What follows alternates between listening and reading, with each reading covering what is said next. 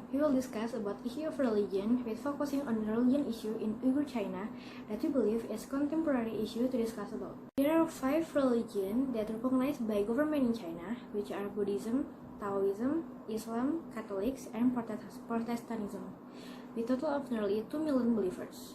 In April 2018, the Chinese government issued an official statement on religions, China policies and practices on protecting freedom of religion belief. According to the religion white paper, there are 10 minority ethnic groups in China with majorities that believe in Islam. The total population of the 10 ethnic groups is more than 20 million with about 57,000 clerical personnel. The Hui people, who are closely related to the majority Han population and are largely based in the Ningxia Autonomous Region and in Gansu, Qinghai, and Yunnan provinces, constitute the largest of the predominantly Muslim minority groups. The Uyghurs, who live primarily in the Xinjiang Autonomous Region, are also predominantly Muslim. According to the VIA report, the religious activities of Uyghur Muslims are tightly controlled by government authorities, and Hui Muslims have experienced an uptick in repression, while Muslims in the rest of the country enjoy greater religious freedom. Also in China, over a dozen religious or spiritual groups are banned as evil cults. Okay, next.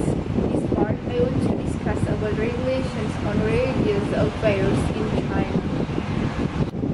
The People's Republic of China is an officially atheist state, which while having freedom of religion is a principle nominally enshrined with the laws and constitution of the country, nevertheless possesses a number of laws that restrict religious activities within China.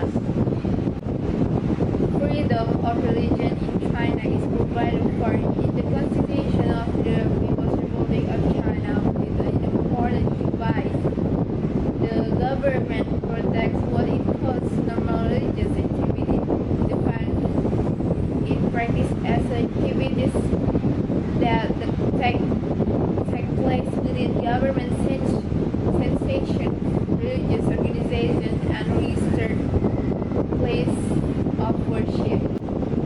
Although the dynastic government of Imperial China also claimed responsibility for the practice of religion, human rights bodies such as United States Convention on International Religious Freedom have criticized this differentiation as falling short of international standards for the ruling Communist Party of China officially exposes state atheism and has conducted anti-religious campaign to this end. China's five officially sanctioned religious organizations are the Buddhist Association of China, China's Taoist Association, Islamic Association of China, Three Self-Patriotic Movement, and China's Patriotic Catholic Association. This group have been overseen and controlled by United Front or Department of the Communist Party of China since the State Administration for Religious Affairs exemption into the United Front War Department in 2018. Unregistered religious groups including house churches, Falun Tibetan Buddhists, underground Catholics, and Uyghur Muslims face varied degrees of harassment, including imprisonment, torture, and forced religious conversion to the atheism protection of religious freedom. The next is about official religious policies. China's religious policies are also officially stated in the religion white paper. While declaring the protection of citizens' right to freedom of religious beliefs and normal religious activities, the white paper emphasizes in the official policy statement that the state must ban illegal religious activities, prohibits the dissemination of extremist thoughts and engagement in extremist activities in the name of religion, resists the infiltration of hostile foreign forces taking advantage of religion, and the last is fight against illegal and criminal activities under the guise of religion. Okay, next. It's about restrictions on religious activities in China.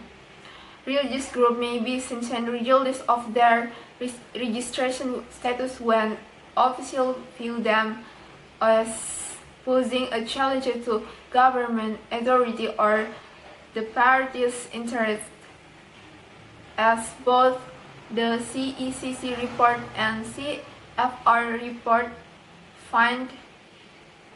In this regard, the RRA adopts the principle that normal religious activities are protected by the state and prohibits illegal activities such as using religion to endanger national security or social order. It also prohibits religious extremism or using religion to split the country or carry out terrorism activities. The RRA set out a series of restrictions on religious activities rooted from these principles, which may be applicable to both registered and unregistered religious groups. Collective or large-scale religious activities not held in registered religious facilities, for example, are strictly restricted. According to the RRA, collective religious activities must in principle be held in registered religious facilities. Large-scale events held outside of registered facilities must be pre-approved within 30 days before the event start. Religious activities organized by unregistered religious groups will be ordered to stop, and likewise those activities organized by registered groups that are held in unregistered or unapproved religious facilities are temporary. Yeah, hello guys. Thanks for the opportunity today to complete my task. Then I broke the topic about ethnic conflict in Xinjiang and government policy in China. Yeah, China is an interesting country because it has enough problem internal conflict. As the concept of LIC generally occurs in developing country, it is different the case with China. The case, different the case with China. Uh, Also, China has now become a developed country by level large economy, but in fact, this country has not been able to escape from its internal conflict. Internal conflict. China has become a big country, okay, especially since 2001, and in strikes sanely increased from 2008 to 2008 and 14, from 2008 to 2012. Yeah, China real GDP growth averaged 9.2%. However, the economy has shown signs slowing real GDP. I'm sorry. Conflict between countries become things terrible for the international community because it's bring devastation and impact extraordinary death. War of war between countries has not yet ended until after the war comes a new threat that is no less frightening, namely internal conflict. The meaning is intra-state conflict. Internal conflict is a new form of war that is taking place within the country curtain both between community and between government and society. Yeah. Post-war cold, perang dingin.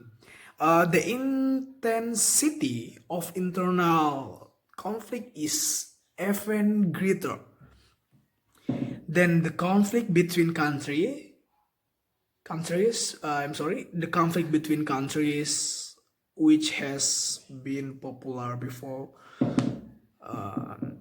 China is okay. I'm sorry. Okay. Last for the conclusion, some of the factors causing this conflict are historical factors that give birth to fact that there are fundamental difference in identity between China and Xinjiang ethnic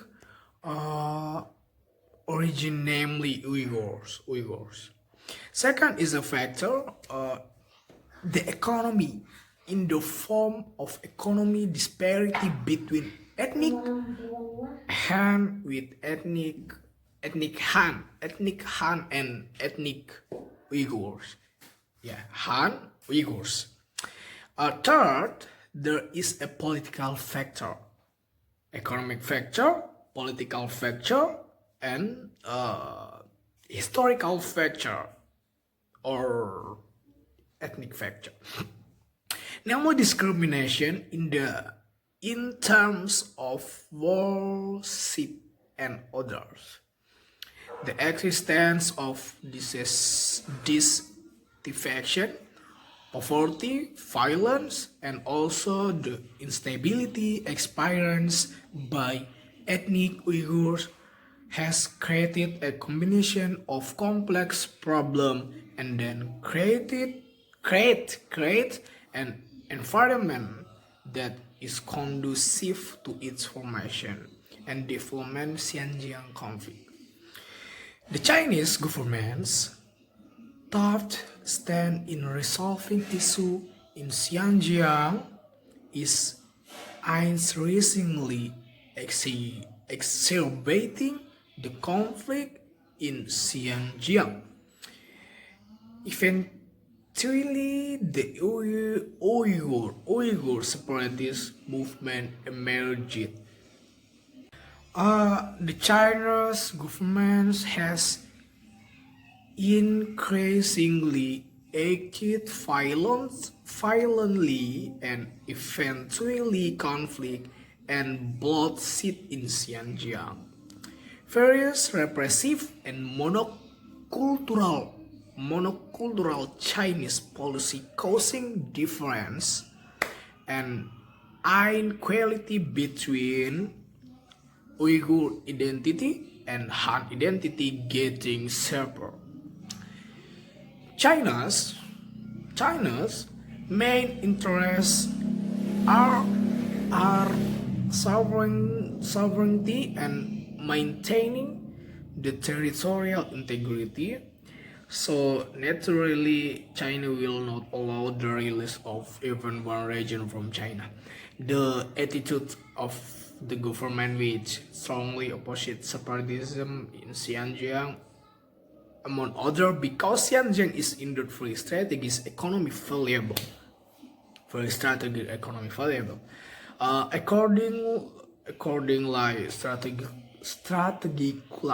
Strategically, Xinjiang is a buffer zone from the entry of tourism, Central Asia, and economically, Xinjiang has agriculture also, livestock, and even potential. Xinjiang is the most important oil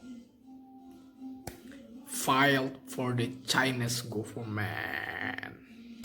Indonesia and other countries is the international world, so be careful against Japan internal conflict in China, especially it is not impossible. In the future, the internal conflict in China can turn into legal interstate conflict, and endanger international stability. Okay, thank you for the opportunity also, for the opportunity again. Thanks for the time. I'm Muhammad Fadil Zain Haili. Say Assalamualaikum warahmatullahi wabarakatuh.